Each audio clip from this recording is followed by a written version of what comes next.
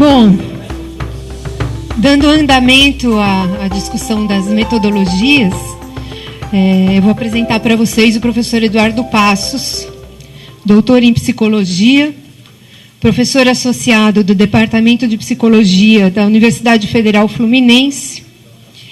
E o trabalho dele é muito conhecido por meio de um livro, que ele foi um dos organizadores desse livro, que é o Pistas do Método da Cartografia, Pesquisa, Intervenção e Produção de Subjetividade. Boa noite, eu queria, lógico, agradecer esse convite de estar em Porto Alegre. É sempre um prazer enorme estar aqui no Sul, estar com os amigos do Sul, os amigos gaúchos, né? E estar aqui, na verdade, para fazer valer esse coletivo, né? Estar com esse coletivo, 3 grupos de pesquisa, da URGS, da UFES e da USP, né? Para discutir esse tema, né? Políticas de formação, educação física e saúde coletiva, né? Então, é a partir disso que se passa entre a educação física e a saúde coletiva, pensar, então, em algo que se localiza aí entre essas disciplinas, entre essas áreas de saber, entre esses domínios do conhecimento, entre essas tecnologias, é isso que se passa entre, né? Que me atrai nesse convite e, obviamente, me faz agradecer. E é sobre esse lugar limiar, esse lugar fronteiriço, né? Isso que, a princípio, não pode ser dito ser meu, nem tampouco seu, né? Isso que não cabe nos limites estritos de nenhuma propriedade, isso que é refratário a qualquer regime identitário, exatamente pela sua intersticialidade, né? Por esse indecidível do seu lugar, quase um não-lugar, quase um utopos mesmo. É isso, então, que me leva a falar com vocês, educadores físicos, implicados, então, com esse campo, que é o campo da saúde coletiva. O que se passa, então, entre a educação física e a saúde coletiva? A saúde coletiva, né, e eu queria, então, hoje falar, né, desse lugar, né, um estranho lugar, porque é o lugar onde eu tenho uma produção de conhecimento, uma produção de tecnologias, formas de fazer, né, forma de intervir sobre a realidade, sobre o campo da saúde, que se faz de uma maneira transdisciplinar. A saúde coletiva, ela não tem essa identidade tradicional que se supõe das disciplinas, porque ela se faz num certo entrelaçamento de disciplinas. Ela se faz nessa zona da intersticialidade, nessa zona do entre, que reúne diferentes orientações disciplinares, né? E, sobretudo, porque a saúde coletiva ela se faz a partir do entrelaçamento de 2 grandes domínios, muito maiores, esses domínios, do que esses, né, que identificam a medicina, a enfermagem, a terapia ocupacional, a psicologia, a educação física, e que ficam subsumidos nesses 2 grandes domínios, que é o domínio do cuidado, das práticas de cuidado, e o domínio das práticas de gestão do processo de produção de saúde. Então, esses domínios, que é o da atenção e da gestão, né, eles são domínios que ali, na saúde coletiva, por definição, se apresentam como domínios distintos, porém inseparáveis. A saúde coletiva se faz, então, a partir do entrelaçamento desses 2 grandes domínios, fazendo com que, efetivamente, aqueles outros pequenos domínios, os domínios identitários das disciplinas, esses domínios tenham que ali se haver com essa experiência fronteiriça. Coisa que, efetivamente, aqui no Rio Grande do Sul, a gente está já mais acostumado, né, a viver a experiência da fronteira. Pensar, então, nessa estranha topologia, que é a topologia da fronteira, A topologia, então, onde eu tenho coisas que são distintas, porém inseparáveis, não podem se separar. E que tipo de desafio cognitivo, que tipo de convocação, né, metodológica se faz, então, em uma experiência de tal topologia, né? Algo se passa, então, entre a atenção e a gestão, entre o trabalho do cuidado e o trabalho de gestão do processo, né, de cuidado, do processo de atenção. Algo se passa, então, entre a clínica e a política. Vamos, então, eu vou propor, para facilitar, talvez, essa nossa conversa, definir esses dois grandes domínios que ali se entrelaçam como o domínio da clínica e da política. E pensar, então, que trata-se de um objeto, esse nosso objeto de interesse, né, marcado por um forte hibridismo, uma forte mestiçagem, coisa de fronteira, né, onde a gente tem essas misturas, experiências de mistura, inflexões híbridas, né? A pergunta, então, é uma pergunta acerca da direção metodológica. Foi assim o convite, né? Para que eu pudesse estar ajudando a conduzir esse debate acerca das direções metodológicas, né, no campo, nesse campo que se forma entre a educação física, a formação do educador físico e a saúde coletiva, ou então, vou dizer de uma maneira mais ampla, o desafio metodológico de pensar uma realidade com tal grau de transdisciplinaridade, né? Como essa, então, que se faz como própria da saúde coletiva. Qual é o sentido, então, desse coletivo que qualifica a saúde, dita saúde coletiva?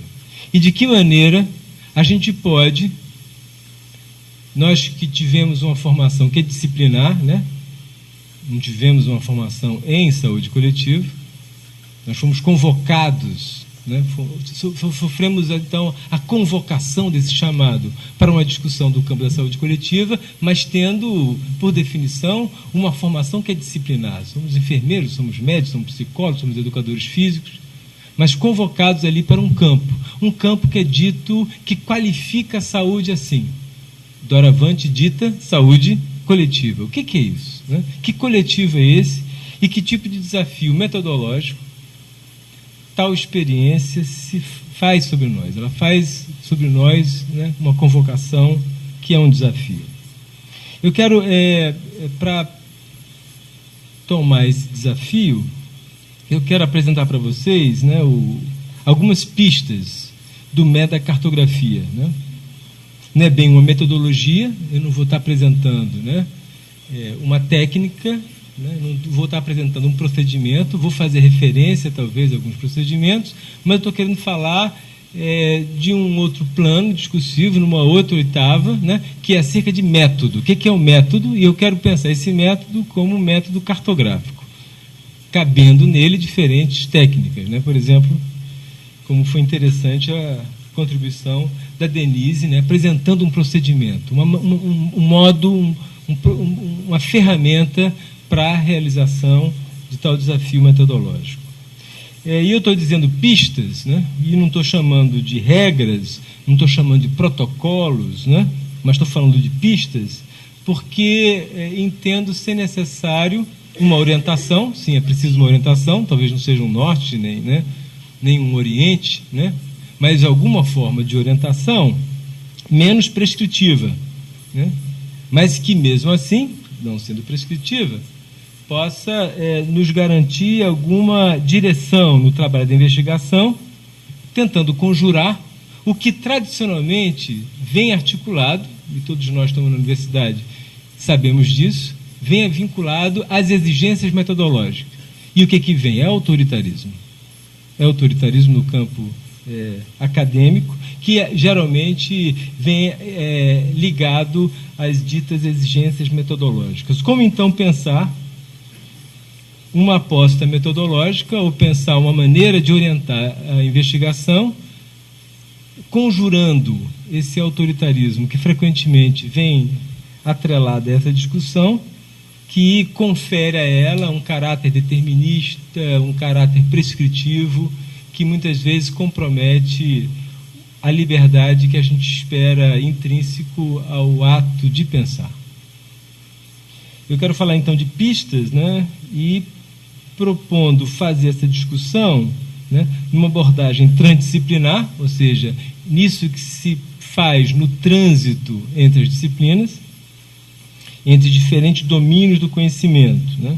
Daí então não está falando desse lugar específico, né, nem da psicologia, nem da clínica, nem das políticas públicas de saúde, embora seja aí o lugar privilegiado do meu trabalho, né?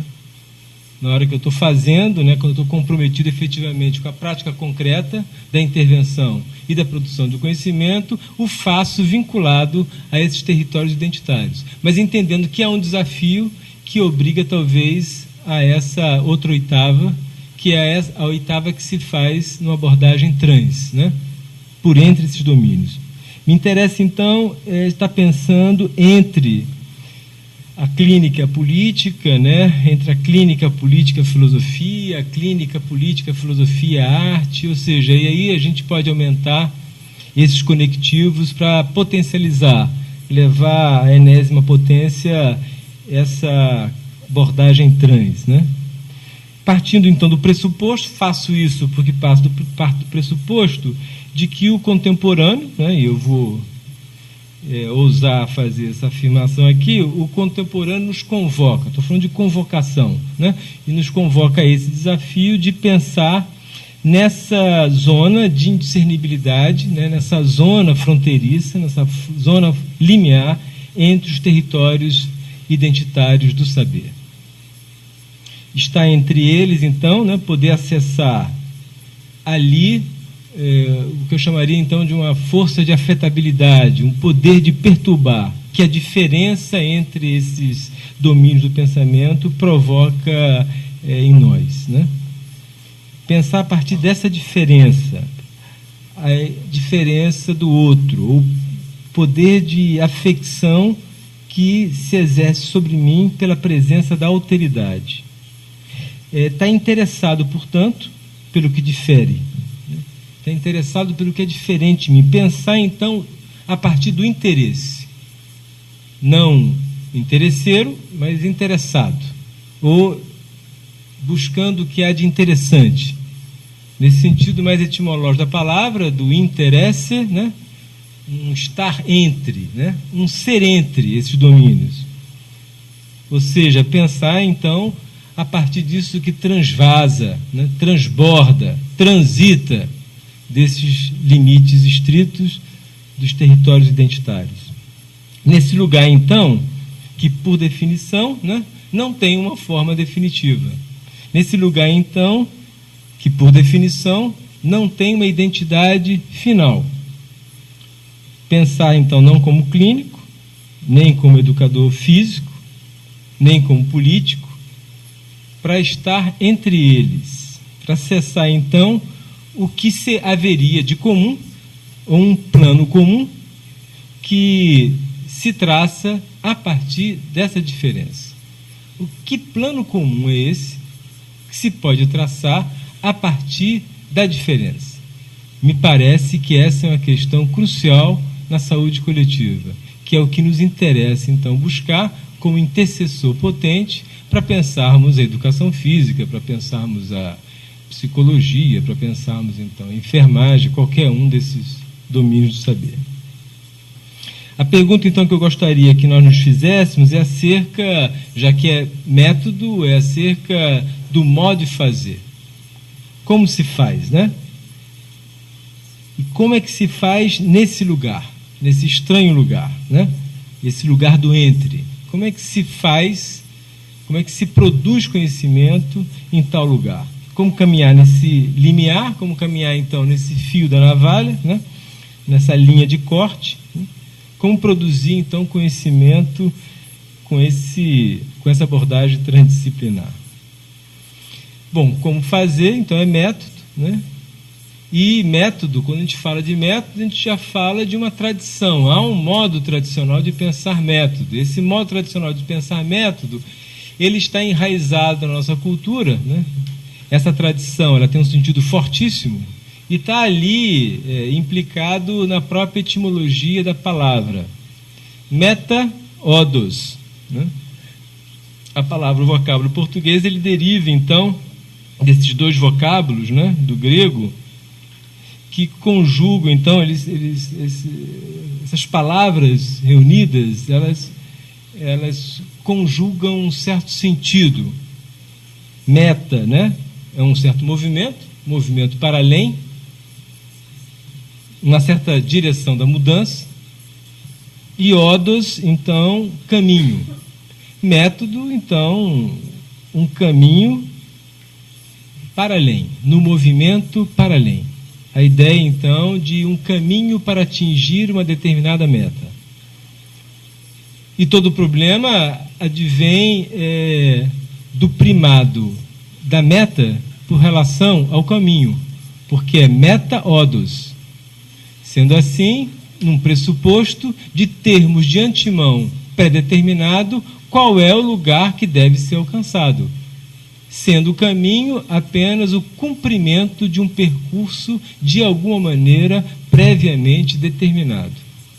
Me parece, então, que esse sentido de para além, né, esse sentido, então, de um telos, né, que na nossa tradição veio legitimado, justificado pela ideia de verdade, né, confere a toda exigência metodológica um certo determinismo que me parece estar sendo colocado em questão no contemporâneo, no que seria como que uma subversão ou talvez uma transversão da própria noção de método.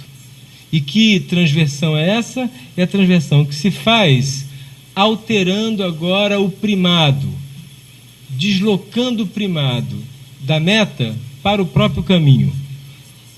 Não uma meta-odos, mas um odos-meta. Ou seja, uma certa aposta que é possível, na experiência rigorosa do caminhar e num modo de caminhar coletivamente, construir nesse percurso as próprias metas. Se é assim, né? Se nós temos, então, uma certa transversão da noção de método e uma certa aposta na ênfase da experiência do percurso, uma experiência do percurso que é a experiência do percurso da construção do conhecimento, e entender que a experiência do percurso da construção do conhecimento define na própria experiência as metas a serem alcançadas, temos então uma certa aposta na produção do conhecimento que não pode estar de antemão determinado, seja por regras, seja por protocolos, né? Seja por qualquer coisa para além ou mais do que pistas do método da cartografia, e pistas que exigem de nós serem constantemente repensadas. Essa aposta metodológica, né, cartográfica, ela se apoia nas indicações que Gilles Deleuze e Félix Guattari eles deixaram, sobretudo na introdução do livro que eles escrevem, Mil Platôs, né? Um livro que eles escrevem em 80, e que na introdução, um capítulo chamado Rizoma, eles apresentam então como que as pistas das pistas, né? As indicações gerais do que nós estamos chamando de metacartografia. Esses autores então apresentam a cartografia como uma orientação para estudos que se interessam por processos, por acompanhar movimentos, mais do que para descrever estados de coisa, né? Para descrever estruturas, né? Para descrever objetos ou indivíduos. Ou seja, um método para acompanhar processos de objetivação ou processos de subjetivação. Métodos, método para acompanhar processos de tornar-se, né? Um interesse, então, pelo que é processualidade, mais do que é estado de coisa ou estrutura. Para investigar, então, processos, né, é preciso, esse é o pressuposto, é preciso um método igualmente processual. Como pensar, né, tal dimensão da realidade, se não com orientações metodológicas que, de alguma maneira, possam estar ao lado, estar próximo dessa natureza processual do objeto, né, daquilo que estamos querendo investigar. Portanto, é preciso pensar uma afinidade entre o modo de investigar e a realidade investigada. E, então, pensando essa sintonia, uma sintonia entre o método e o seu objeto, o fenômeno que ele está investigando, né? Pensar um comum entre eles. O que é de comum entre eles seria, então, no caso, essa dimensão de processualidade.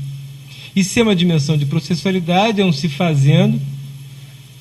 Esse se fazendo, ele se faz necessariamente como uma obra aberta, né? Uma obra em curso.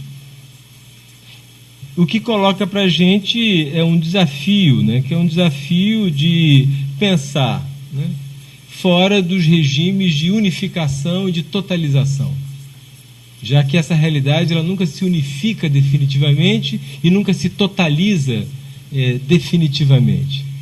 O Mil Platôs é um livro, então, é um livro muito especial, produzido por esses dois autores, né, que ele se faz numa composição, né, de capítulos que são como que estratos, né, estratos geográficos, uma certa geologia. Eles inclusive, eles dão datas, eles colocam indicações geográficas para esse capítulo, como se eles fossem platôs mesmo, né, ou estratos geopolíticos que não chegam nunca a compor uma unidade.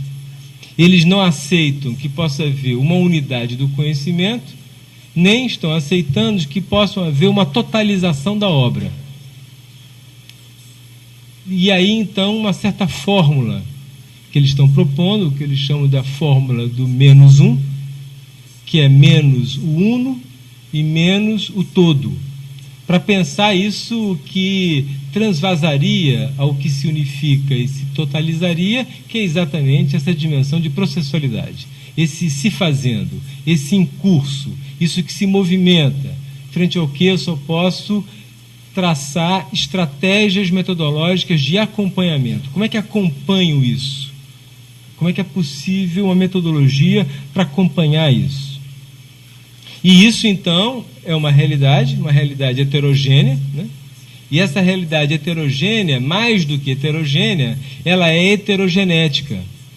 Ou seja, ela é composta de elementos heterogêneos e ela se faz numa certa dinâmica de heterogênese, de produção da diferença. Ela é composta de elementos diferentes e ela está no movimento de diferir, de diferenciação. Ela está constantemente se diferenciando. Né? Denise falava, vamos nos lembrar de como éramos há 10 anos atrás, né? Éramos tão diferentes. Como é que a experiência desse, que ali no Canadá concentra, né, essa duração de 10 anos, que nos transforma em 10 dias. E em 10 dias ele vira um trabalhador sem documentação.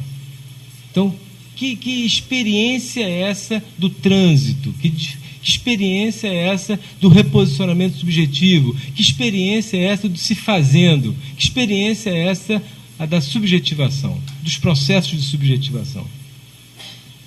Pensamos, então, esses processos de subjetivação como processos heterogenéticos, ou seja, processos que se dão num movimento especial, que é esse movimento do diferir, do alterizar-se, do transformar-se. E entender, então, que é preciso um certo tipo de orientação metodológica para investigar uma realidade, um fenômeno de tal natureza, né? A cartografia ela se pretende isso, né? Um método para acompanhamento de percurso, né? Um método para investigar processos de produção, processo de produção em que estamos todos lançados. Esse metacartografia, então, em 80 tem a publicação do Mil Platôs, e em 82, Sueli Ronick, uma colega nossa da PUC de São Paulo, ela convida Félix Guattari para uma visita ao Brasil. E essa vida ao Brasil, ela é ocasião para uma série de palestras, de entrevistas, né, de conversas, aonde os dois, né, com intelectuais, com sindicalistas, com artistas, com clínicos, com estudantes, né, ensejaram, então, um importante exercício cartográfico que foi publicado, então, no livro Micropolítica, Cartografias do Desejo. Na sequência, a Sueli, ela publica, então, Sueli Ronick, ela publica, então, Cartografia Sentimental, aonde ela faz, né, a partir, então, do que ela toma como ilustração, que são figuras tipo do feminino, de 1950 a 1980, são as noivinhas, ela pega, né, noivinhas, né, 24 noivinhas, para pensar, então, essas modulações do capitalismo contemporâneo e certas mudanças de regime, de regimes de afetabilidade e regimes de subjetivação que estariam acoplados a essas mudanças do capitalismo. Então, Cartografia Sentimental é um outro livro, então, que na década de 80 ele começa a apresentar, né, uma estratégia, um método, né, dito cartográfico. Em 2009, então, nós publicamos aqui em Porto Alegre, pela Sulina, o Pistas do Metacartografia, Pesquisa, Intervenção e Produção de Subjetividade, onde nós propomos 8 pistas, né? A cartografia é sempre pesquisa e intervenção, ou seja, conhecer é transformar a realidade. Eu não conheço para transformar a realidade, mas eu transformo a realidade para conhecer. Esse é o grande mote da pesquisa e intervenção. Cartografia é pesquisa e intervenção. A cartografia, ela pressupõe, segundo a pista, um certo regime atencional, uma certa alteração do regime atencional do investigador. A cartografia, ela é acompanhamento de processo. Quarto, a cartografia opera com dispositivos. Quinto, a cartografia sempre traça o coletivo de forças. Ela parte das formas para acessar o plano das forças, as forças de produção da realidade. Quinto, a cartografia pressupõe uma dissolução do ponto de vista do observador. Sexto, ela sempre é uma habitação de território, só se faz cartografia por habitação de território. Toda cartografia, por fim, então, ela se faz a partir da defesa de uma certa política da narratividade, uma certa maneira de narrar. Foram 8 pistas, então. E agora, em 2013, nós estamos entregando para a Sulina o segundo volume do Pistas, Pistas 2 agora, onde a gente vai tratar também de 8 pistas, a formação do cartógrafo, a cartografia como atividade, que tipo de atividade é essa, a importância da confiança e da sintonia no método cartográfico, cartografia como a construção do comum, a cartografia e a questão do debate entre qualitativo e quantitativo, um falso problema, e a entrevista na pesquisa cartográfica, a análise dos dados, o que é fazer de análise dos dados, quando eu não estou coletando dados, eu estou colhendo dados, ou gerando dados, disse a Denise, o que é fazer análise, e por fim, então, o difícil problema da validação, a validação da pesquisa cartográfica. Então, são 8 pistas, né, que a gente espera estar complementando o debate iniciado em 2009, né, e que nos surpreendeu muito, né? Nós publicamos em 2009, já estamos na 3ª edição. Já 2 edições já esgotaram.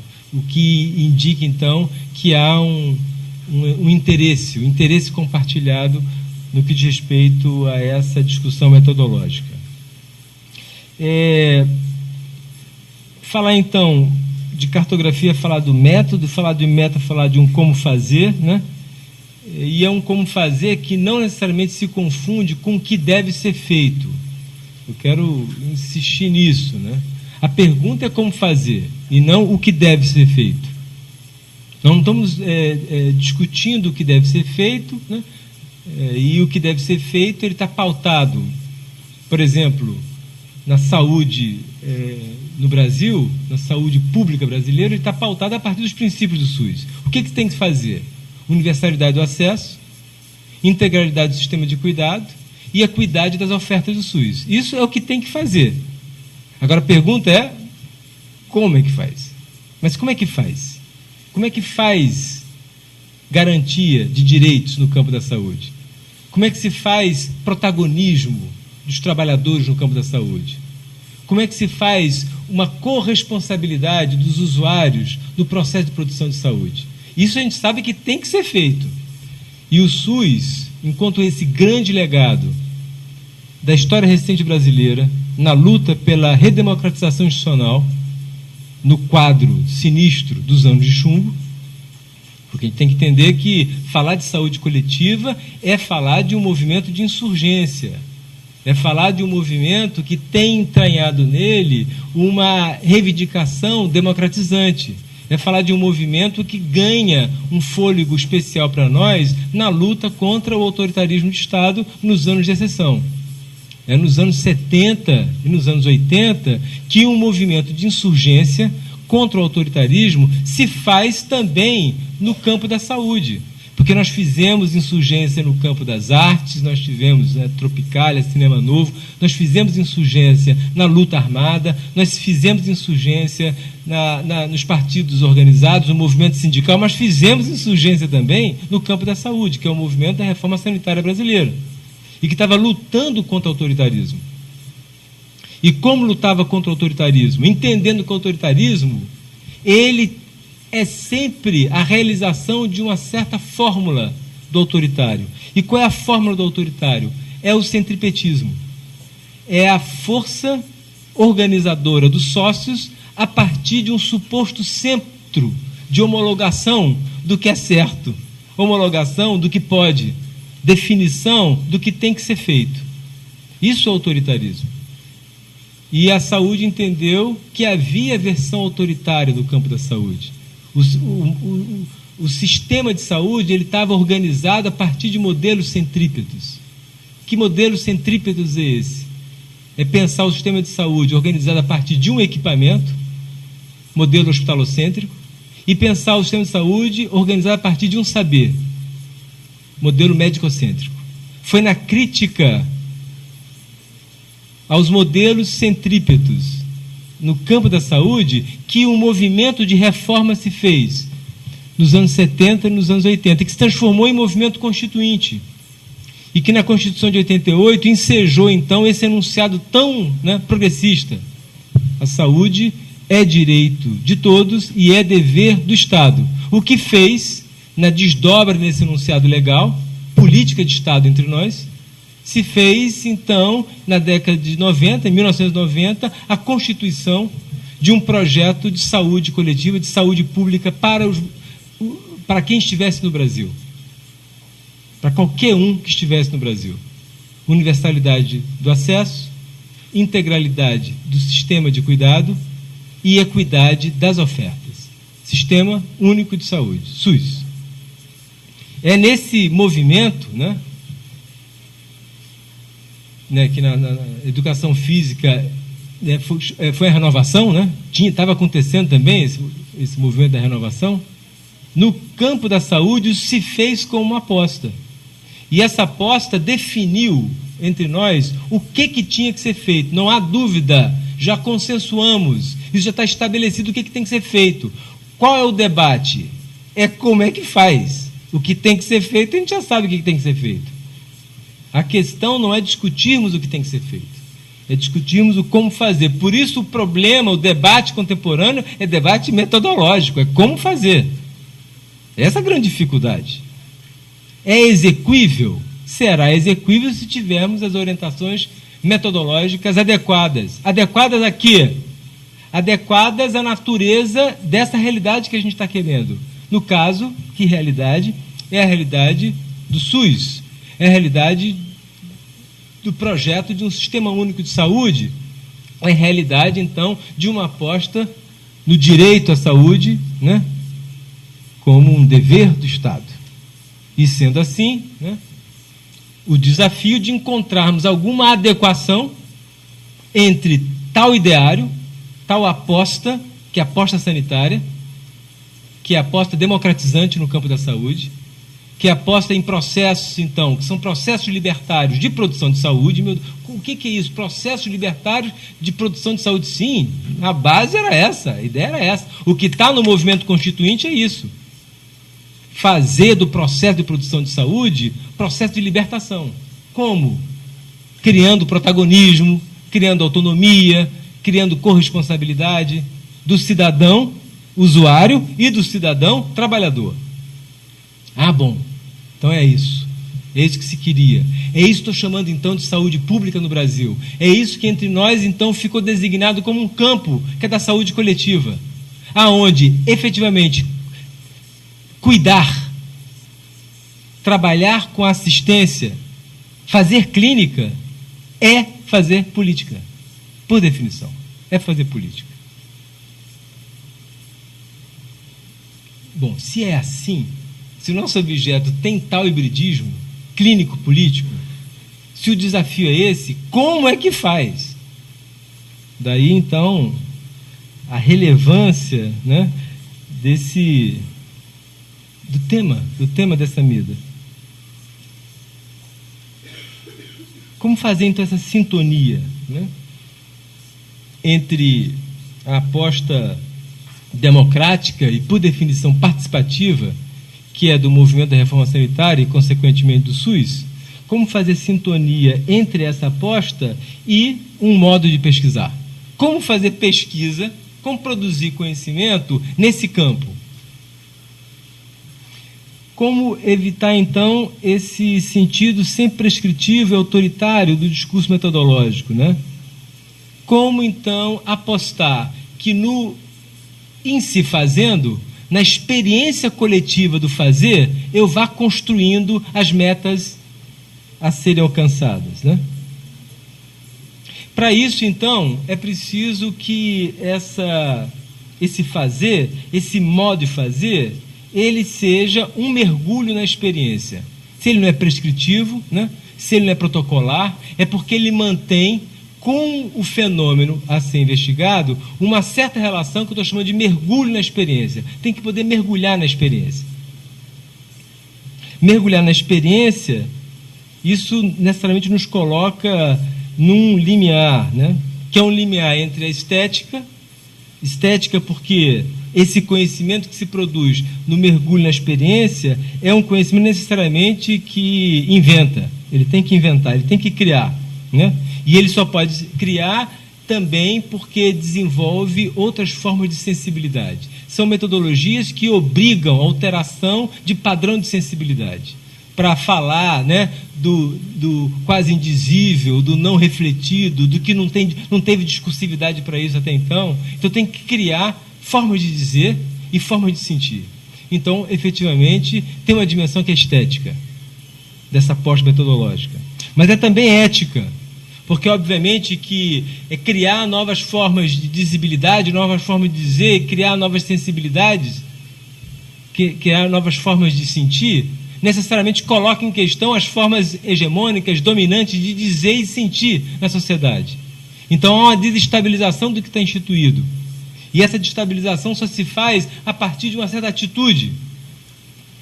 Vamos chamar de atitude, então, essa orientação ética da pesquisa.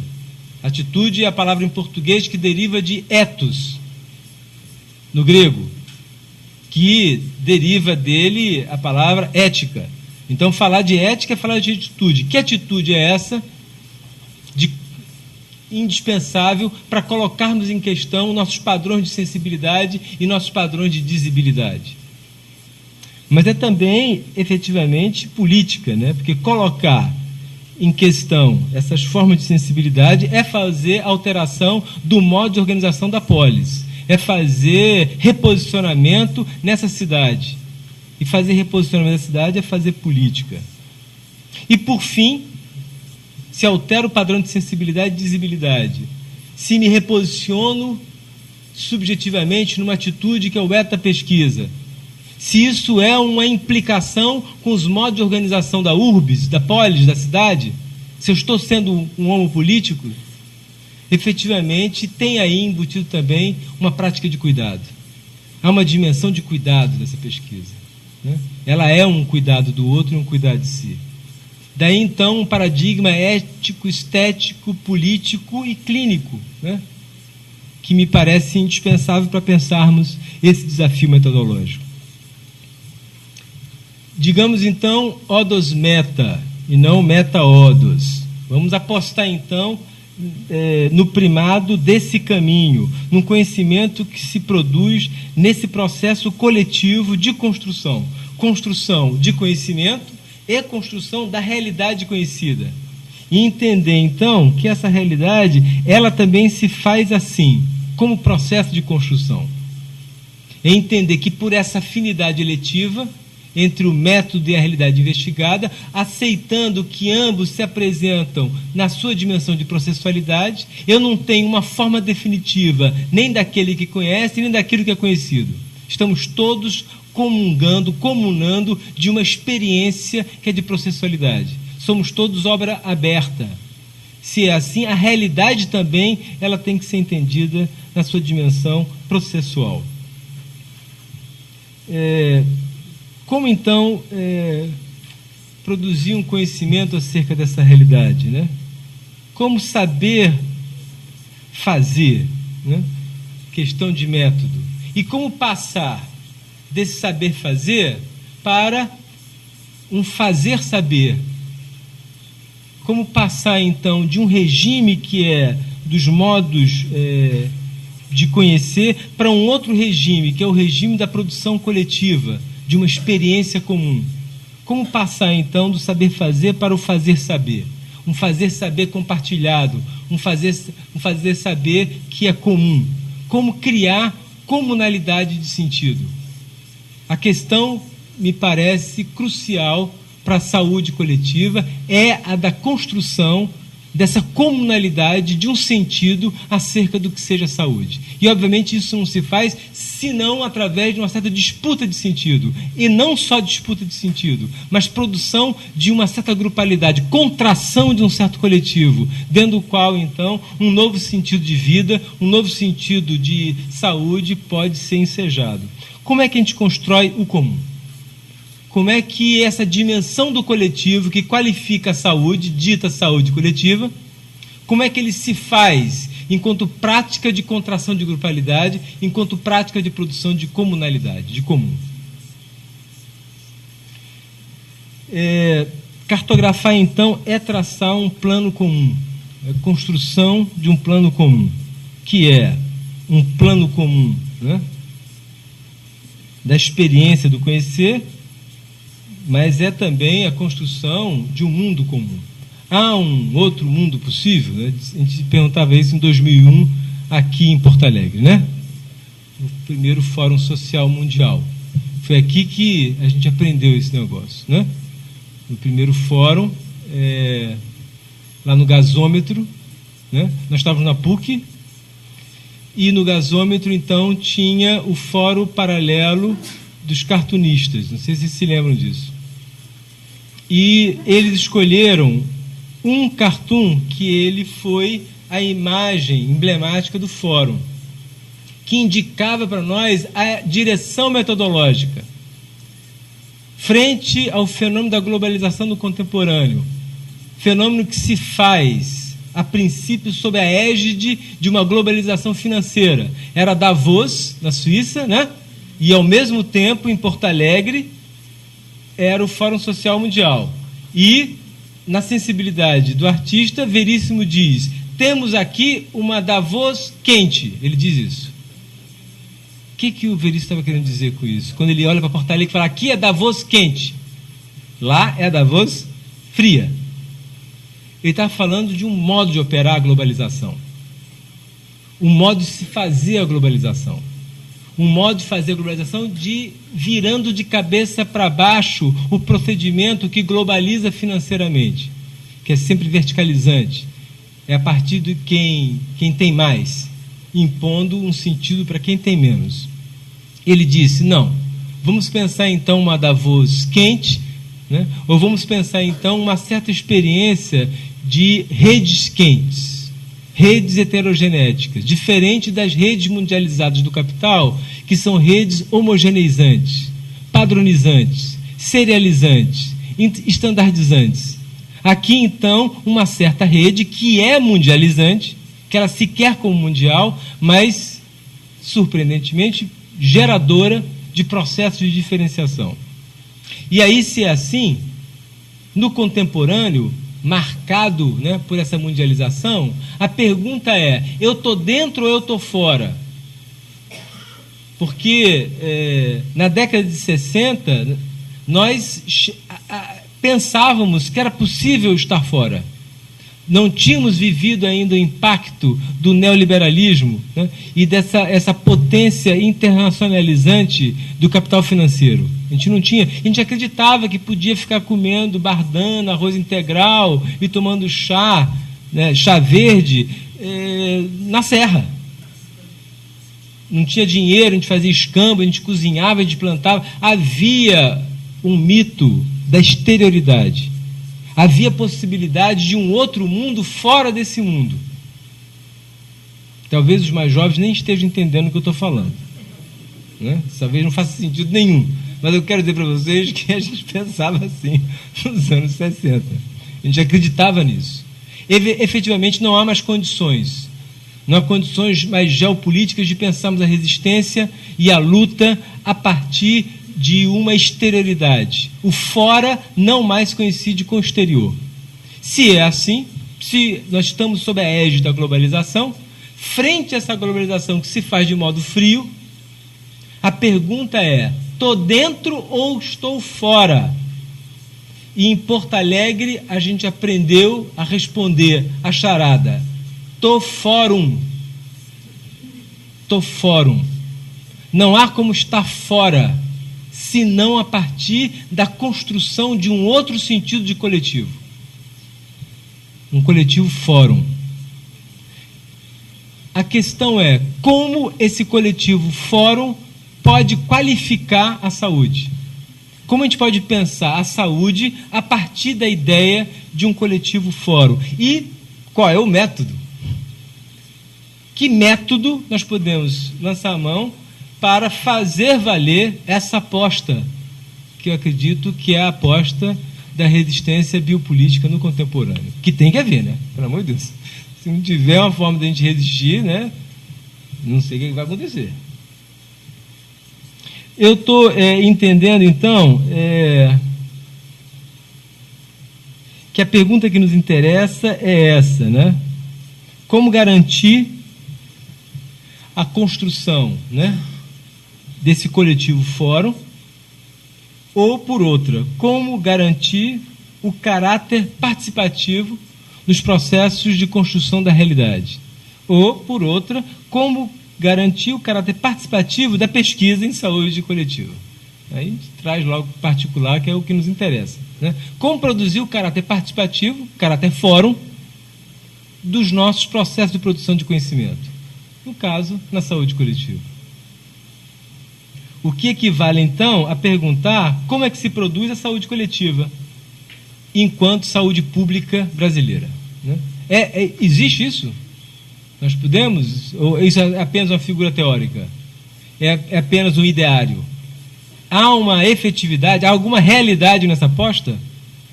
Qual é o sentido dessa realidade? 5 minutos, nossa senhora.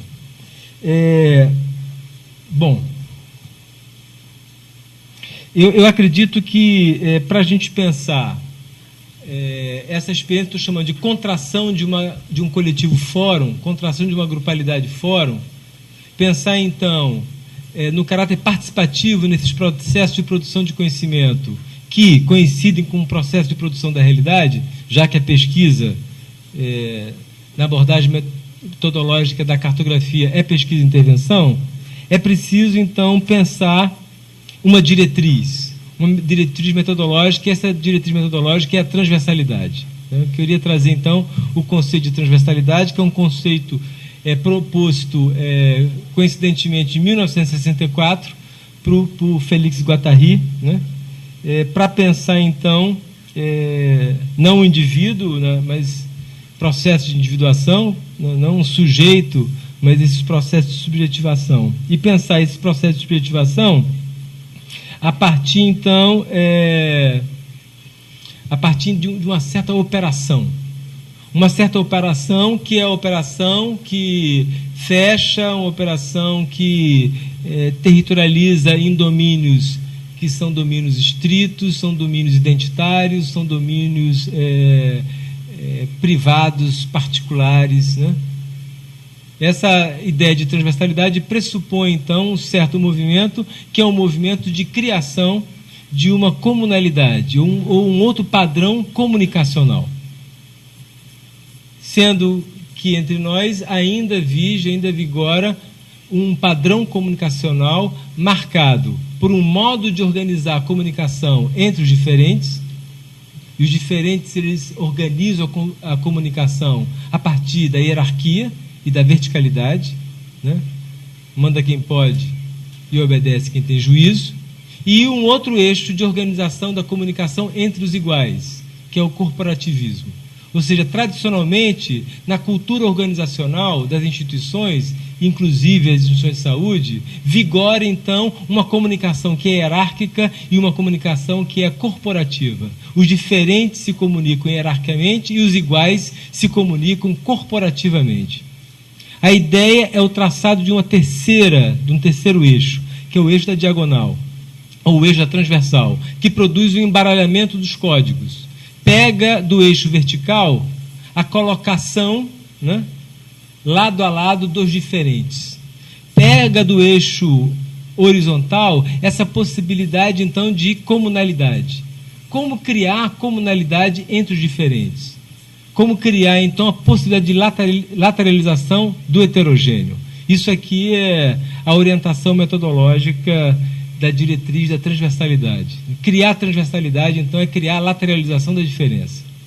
E essa lateralização da diferença, ela se faz, então, a partir de procedimentos que são inclusivos. Criar uma tríplice inclusão. E que tríplice inclusão é essa? Primeira inclusão é a inclusão dos diferentes grupos de interesse, é a inclusão dos diferentes atores, dos diferentes sujeitos, que são colocados lado a lado. O modo de operar a primeira inclusão é essa lateralidade. É o que o Gastão Campos chama de roda. Fazer roda. Só que a colocação lado a lado dos diferentes necessariamente faz emergir analisadores institucionais, faz emergir pontos críticos, faz emergir dissensos, faz emergir tensionamentos da realidade. Segunda inclusão, eu incluo os analisadores institucionais, eu incluo, então, esse potencial crítico que a primeira inclusão gera. Incluo os diferentes sujeitos colocados lado a lado, né?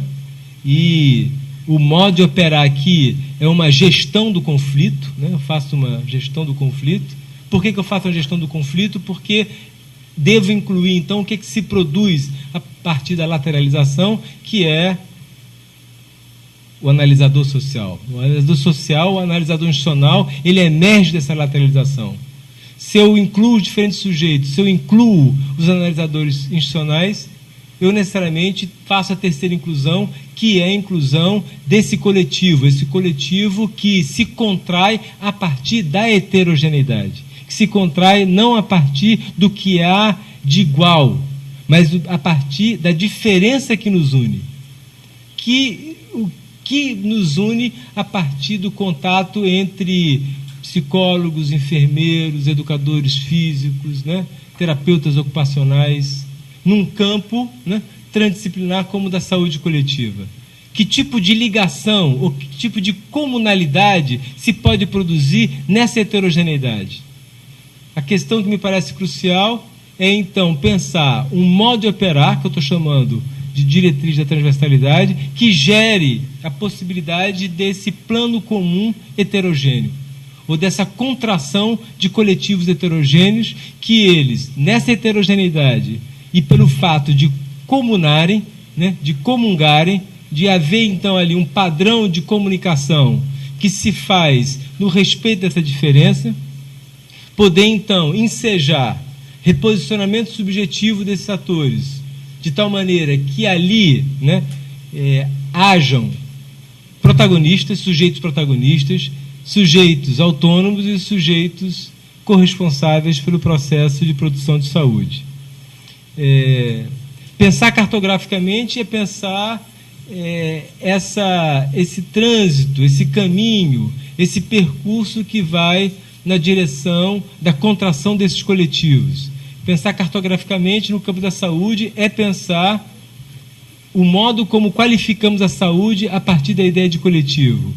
É pensar, então, os processos de coletivização, os processos de produção de coletivo. E ali, nesse plano coletivo, pensar, então, uma qualidade de vida que se faça, assim, de maneira mais democrática, de maneira, né, mais livre, né, de maneira a conjugar o processo de produção de saúde e o processo de produção de subjetividade. Entender que esses dois processos, eles se distinguem, mas não se separam. Valeu, obrigado, então.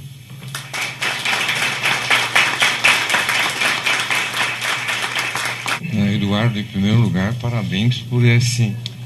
Até o teu texto, aquilo que você defende, a vinculação do trabalho acadêmico com a estética, eu acho que você também mostra um primor nesse sentido. Mas, exatamente nesse mesmo contexto, o que sempre me deixa atucanado, não é referência ao PSDB, tá?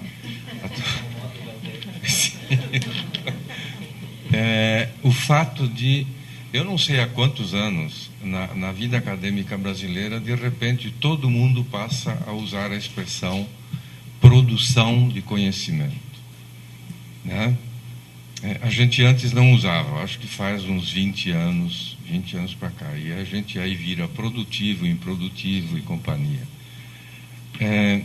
Usando exatamente o seu conceito de meta-odos, em que você quer privilegiar o caminho e não a meta onde chegar, não é incoerente continuar usando a expressão produção de conhecimento, já que o que está presente na expressão produção de conhecimento é exatamente o lugar em que eu quero chegar, e não o ato de você estar conhecendo como um ato que tem significado em si mesmo, né? Como uma experiência humana, que aí eu acho que está presente, a ideia da experiência, e que no experimento científico fica de fora.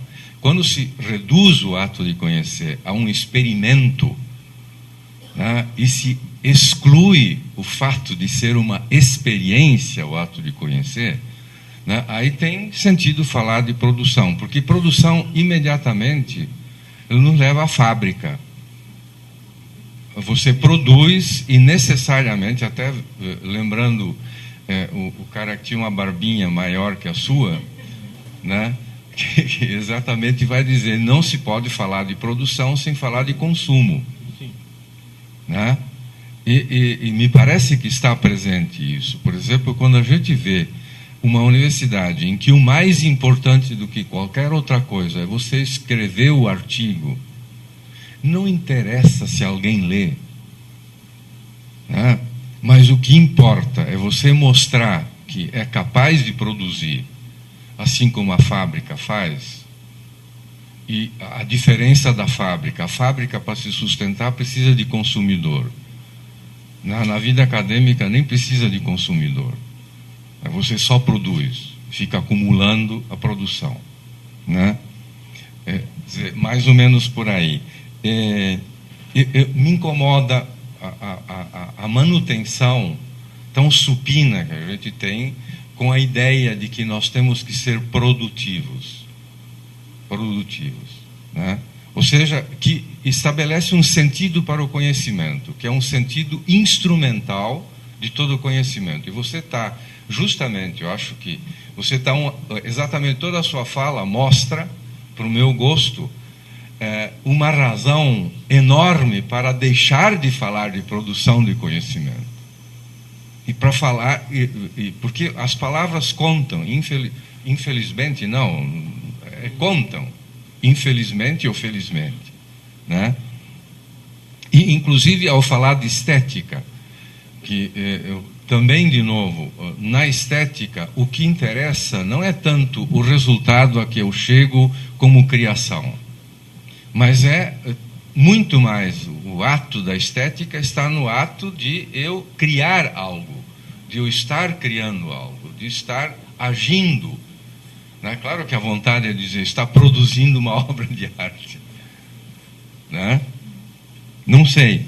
E uma outra coisa, inclusive é interessante, se na experiência de vocês nunca se questionou, por exemplo, o uso do termo coletivo. Né? Que o coletivo também tem muito mais relação com a ideia de massa do que de protagonistas, não é? De, sei lá, de algo comum, né? Aqui é um pouco a implicação com esse uso que se tornou tão comum entre nós de certos termos na vida acadêmica, e outro é a ideia da inclusão. A ideia da inclusão, por exemplo, vamos fazer uma educação inclusiva. Inclusão sempre vai sugerir que aquilo que está estabelecido como meta está certo. O único problema que existe é o que eu tenho que me incluir nele. Né? E se a gente fala de uma necessidade de mudar a situação, me parece que não se pode simplesmente falar de inclusão. Não, eu vou ter que dizer que eu vou ter que mudar alguma coisa. E não simplesmente dizer eu quero me incluir no mundo como ele é. Antes havia, sei lá, inclusive aqui com a Guerra Fria, existiam os dois modelos e ninguém falava de inclusão. O termo inclusão apareceu muito mais fortemente exatamente no mundo globalizado e marcado por uma única, digamos, usar o palavrão, com toda a cautela, uma única ideologia, uma globalização. Né?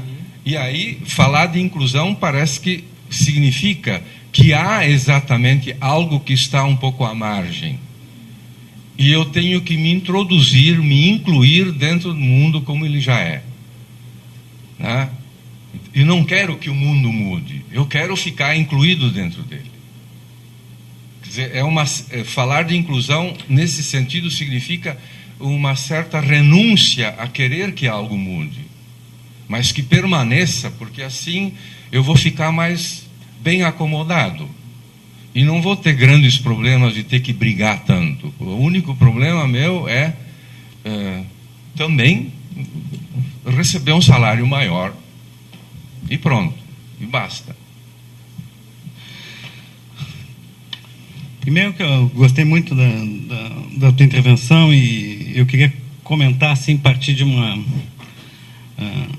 certa ideia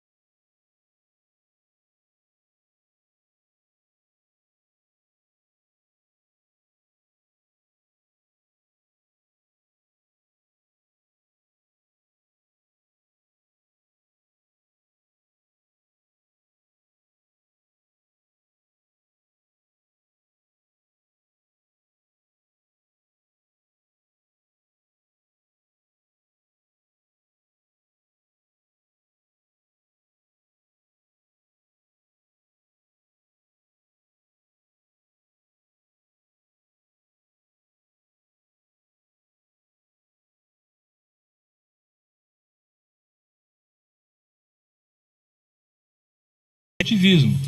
Porque o Barbudo, quando pensou produção, ele pensou a produção para encontrar formas, estratégias de luta contra o capitalismo. É entender que o capitalismo ele se faz, sobretudo, como uma lógica de produção.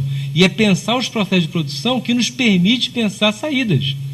Então, dizer que a realidade é processo de produção é indicar uma certa direção para o trabalho da resistência política, para o trabalho do conhecimento mais libertário. Como podemos alterar, pensar modos alternativos de produção da realidade? Já que a disputa desde Marx, uma disputa de modos de produção.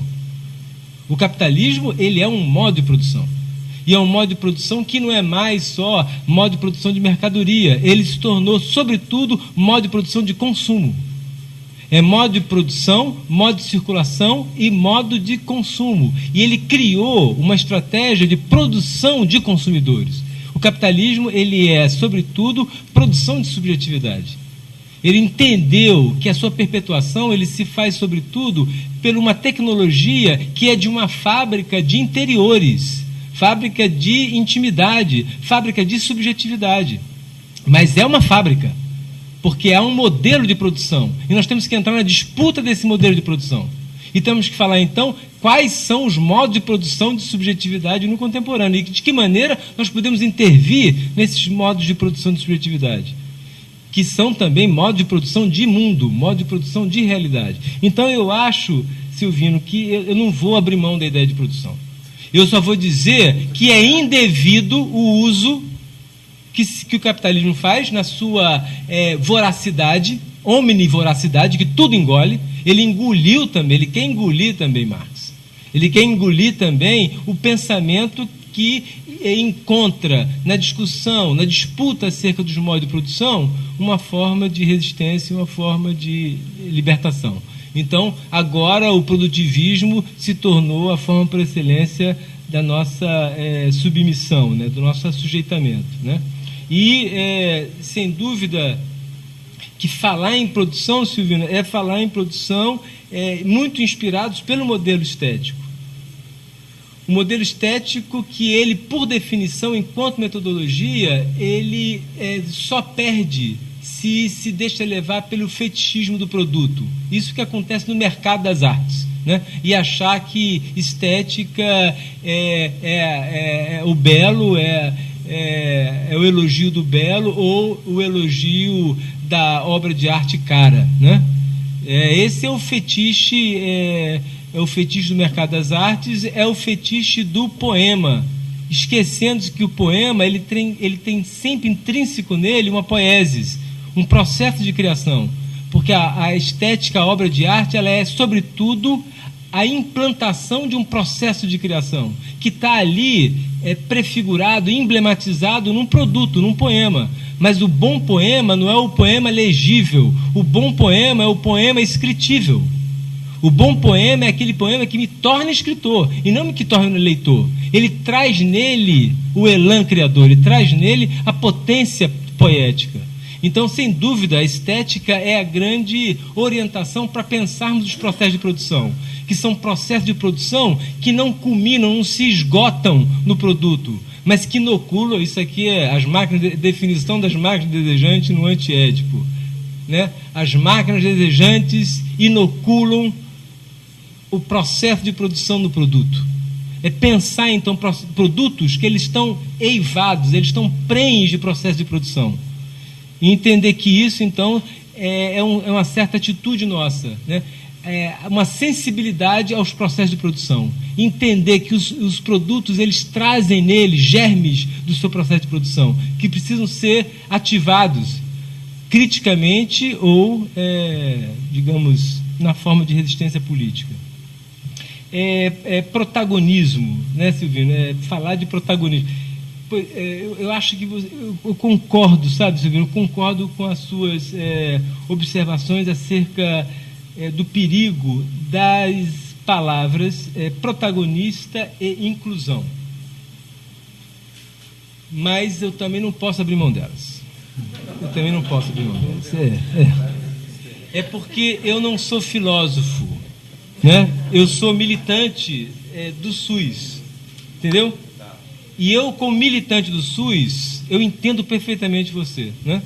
Mas eu não posso abrir mão disso aqui, porque isso aqui é programático, isso aqui é modo, isso aqui é programático, isso aqui é produzir intervenção, entendeu? Mas do ponto de vista, digamos... Cuidado, aí tu não vais contra o ódus que vem antes do meta. O fato de ser programático, não se a gente construiu isso coletivamente. Se isso foi o programa do movimento constituinte, que é o movimento da reforma sanitária brasileira, isso não foi definido previamente, isso foi resultado de um certo percurso. Um certo percurso que não é uma história longínqua, não é o século IV a.C., isso aqui é anos 70, é anos 80. Isso não teve tempo, isso já virou uma tradição, isso virou só um palavrão. Não, isso aí é uma agenda política, e é uma agenda política, D'Amico, que enfrenta o grande desafio, que é o desafio de articular 3 esferas do político: política de Estado, política de governo e política pública. O que foi o movimento da reforma sanitária brasileira? O movimento da reforma sanitária brasileira é um movimento de insurgência contra o autoritarismo no campo da saúde, é um movimento que deseja valorizar saberes menores contra a hegemonia de saberes e equipamentos maiores, saberes e poderes maiores, que estavam ali prefigurados a partir de um modo de organização do sistema de saúde, médico-cêntrico e hospitalocêntrico. Então, isso aí eram formas de saber e de poder que tinham se hegemonizado como organizadores do sistema de produção de saúde entre nós, no Brasil. Quando o autoritarismo de Estado, né, ele acabou com as instituições democráticas, né, no campo da saúde nós ficamos muito sensíveis ao autoritarismo. E foi necessário, então, fazer uma aposta, que era uma aposta que ia acompanhando esses movimentos, que são os movimentos desses grupos insurgentes, que eram os trabalhadores, né, da saúde, os trabalhadores, o movimento dos trabalhadores de saúde mental, por exemplo, né, ou o movimento dos usuários, a luta antimanicomial, né, o movimento pela autonomia dos diabéticos, né, dos hipertensos, reivindicações de grupos minoritários, que estava ali querendo ter algum tipo de participação na definição das políticas de saúde no país. E houve, então, as conferências, começamos a fazer conferências, e essas conferências elas foram catalisadoras de grupalidades, de grupos que eram grupos que, na sua condição menor, encontravam uma certa potência política do minoritário, e começaram a falar, e houve repercussão daquilo. E isso declanchou, acionou um processo que eu estou chamando de processo instituinte, o processo instituinte de uma saúde coletiva, uma saúde pública brasileira, que coincidiu com um processo constituinte. Aconteceu isso entre nós, que o movimento instituinte da saúde coletiva coincide com o movimento constituinte, que dá na Constituição de 88. E na Constituição de 88, esse grupo que protagonizou, ele coloca no texto constitucional: saúde é direito de todos e dever do Estado. E não é só para quem tem papel, não. Para quem tem documento, não. Não é só para quem é brasileiro, porque até então era só trabalhador. Tinha que ter carteira de trabalho. Se não tivesse carteira de trabalho, morria na rua, porque não entrava nos hospitais públicos, né? Ia para os filantrópicos. Não, a partir de 88, qualquer humano que estiver em território nacional, se ficar doente, a rigor, de direito, ele pode acessar os equipamentos de saúde públicos. Quando isso vai para a Constituição de 88, saúde é direito de todos, dever do Estado, e esse enunciado legal pega a ideia de todo e desdobra a ideia de todo. Primeira desdobra da ideia de todo: a saúde é direito de todos, né? Essa ideia de todo, a primeira desdobra dela é a ideia, é o princípio da universalidade, que significa o quê? Todos têm direito aos bens de saúde. Saúde não é valor de troca, saúde é valor de uso, é para ser usado, não é para ser trocado, não é para ganhar dinheiro com isso. Isso é o ideário, é o que estava orientando a galera naquele momento. Ela tem que ter valor de uso e não valor de troca. Educação e saúde tem que ser valor de uso. Ou seja, o Estado tem que garantir a possibilidade do acesso universal a esses bens. Todo virou universalidade de acesso. Acesso a quê? Acesso à saúde. O que é saúde? Segundo sentido de todo, integralidade. É a integralidade do sistema de saúde. Porque tem embutido aqui um alargamento do conceito de saúde, que até então era o quê? Remissão de sintoma. O que é saúde? Tirar sintoma. Era assim que se pensava a saúde até o SUS. Nesse momento, eu penso que saúde é assistência, ela é prevenção e ela é promoção. Eu ampliei, eu criei uma integralidade do sentido de saúde. Então, é todo universalidade de acesso, é todo uma certa ideia que é perigosa, é muito perigosa, que é a ideia de integralidade, né? Fica muito próxima da biopolítica, né? Então é um desafio enorme que a gente tem que enfrentar, mas que num cenário geopolítico brasileiro, por enquanto, a gente não tem como abrir mão disso. Não tem como abrir mão disso. Então é o todo a universalidade, é o todo a integralidade, e a integralidade de quê? De um sistema de saúde. E que sistema de saúde? É um conjunto de ofertas, ofertamentos de bens de saúde. E o que é ofertamento? Todos têm direito à saúde, significa que todos têm direito à cesariana? Não. Não. Todas as mulheres têm direito à cesariana? Não. Todas as mulheres que precisarem terão direito à cesariana. E a gente vai mudar essa relação 70-30%. 70% de brasileiros nascendo de cesárea, 30% nascendo de parto normal e natural. Não, tem que trocar, porque vai ter cesárea, não todos, mas apenas os que têm necessidade. Terceiro princípio da equidade, né?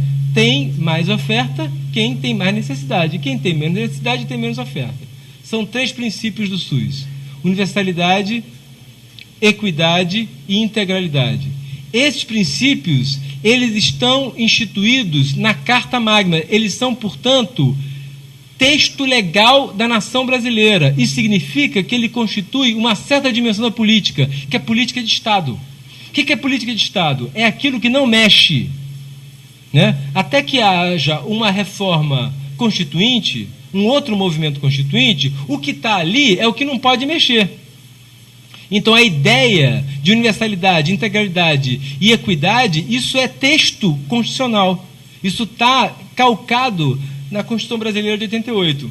Isso constitui uma certa dimensão que eu estou chamando de política de Estado. E o que caracteriza a política de Estado? O que caracteriza ela é, primeiro, é o fato de ser texto legal. Portanto, é uma abstração. Ela é uma abstração, é um texto legal, mas que tem muita estabilidade, que é a estabilidade do que é constitucional, é o que não mexe. Como é que a gente se organiza enquanto nação? Eu tenho uma política de Estado, que ela é composta de enunciados legais, que são abstratos, e que tem muita estabilidade, porque é lei.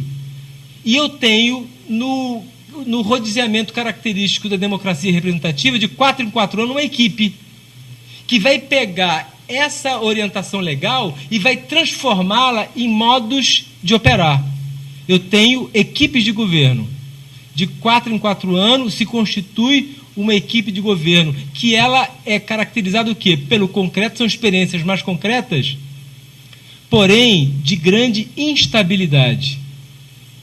É a instabilidade própria do jogo político partidário, que não é só a instabilidade do rodiziamento de 4 em 4 anos, uma instabilidade intrínseca à política de governo. Então, o que é que você tem? Você tem uma política de Estado, que ela é estável, mas é abstrata, e você tem uma política de governo, que ela é concreta, mas muito instável. O que é preciso? É preciso uma terceira instância política. É isso que eu queria dizer para você, D'Amico. Essa terceira instância política é a política pública, que ela tem a estabilidade do concreto. Ela guarda da política de Estado a estabilidade, mas guarda da política de governo a concretude. Como eu posso conciliar a concretude da experiência E a estabilidade, que a rigor é a estabilidade da lei, era garantir uma alteração do padrão experiencial dos atores, ou seja, dos grupos de interesse implicados no processo de produção de saúde. Quem são eles? Os usuários, os trabalhadores e os gestores. Se eu consigo produzir um reposicionamento subjetivo desses atores, eu faço encarnar, né, uma certa orientação, um certo ideário na prática concreta.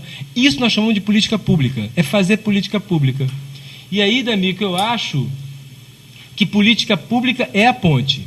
Se eu achar, D'Amico, que não tem mais ponte, eu não sei o que vai ser. Inclusive porque eu sou funcionário do Estado, eu sou professor da Universidade Federal Fluminense, né? E eu, né, quando a Universidade Federal Pública me chama, eu estou sempre presente. Quando uma equipe de governo, que eu acho mais ou menos, basta ser mais ou menos,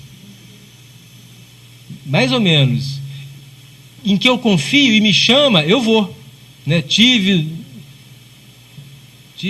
8 anos no governo Lula, né? Tive lá com Brizola, ou seja, quando eu acredito minimamente, basta minimamente, porque não dá para acreditar completamente, né? Que é próprio da política de governo não permitir que a gente acredite completamente. A gente acredita só um pouco. Se a gente acreditar um pouco, eu me engajo por quê? Nas oportunidades que vão ser dadas ali para a criação de política pública, ou seja, de alteração do padrão experiencial daqueles atores, daqueles sujeitos, usuários, no caso da saúde, né? Usuários, trabalhadores e gestores da saúde. E aí, então, a gente cria essa ponte entre o Estado e a pessoa. Essa ponte não está garantida enquanto política de Estado, muito menos enquanto política de governo. Mas ela está garantida enquanto política pública. A pergunta, D'Amico, que tem que fazer é qual está sendo a nossa capacidade de produção de política pública? Ou não temos capacidade de produzir política pública? Estamos conseguindo produzir política pública? Essa é a questão. Em nome da comissão organizadora, a presença do professor Eduardo Passos. Então, muito obrigada e convido, então, para a continuidade do seminário amanhã, a partir das 9 horas, nesse mesmo local. E boa noite para vocês, divirtam-se.